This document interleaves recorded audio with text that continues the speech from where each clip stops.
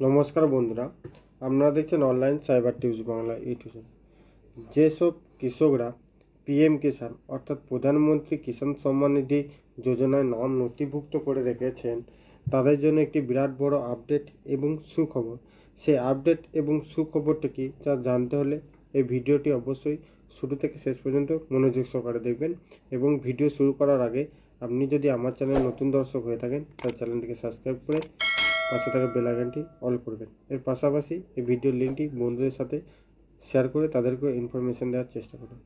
যেসব বন্ধুরা পিএম কিষাণ সম্মান নিধির আয়তায় রয়েছেন, তাদের জন্য সুখবরটি হলো বা আপডেটটি হলো, আপনারা খুব শীঘ্রই 18তম ইনস্টলমেন্টের টাকা আপনার ডিবিটির মাধ্যমে আপনার অ্যাকাউন্টে ক্রেডিট হতে চলেছে এবং তার ডেট অফিসিয়ালভাবে আপনার ঘোষণা করে দেওয়া হয়েছে। সে ডেট জানতে হলে অবশ্যই আপনাকে পিএম কিষাণ সম্মান নিধির অফিসিয়াল ওয়েবসাইটে আসতে হবে। সেই অফিসিয়াল ওয়েবসাইটে আসার জন্য আপনাকে গুগলে সার্চ করতে হবে pmkisan.gov.in। এই লিখে সার্চ করার পর আপনাকে পিএম কিষাণের অফিসিয়াল ওয়েবসাইটে আপনাকে ভিজিট করানো হবে।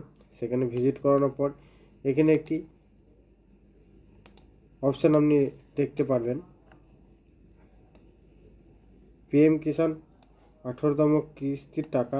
এখানে দেখবেন অফিসিয়ালভাবে ঘোষণা করে দেওয়া হয়েছে 5ই অক্টোবর 2024, অর্থাৎ 5 তারিখের মধ্যে আপনাদের অ্যাকাউন্টে টাকা ক্রেডিট হতে চলেছে।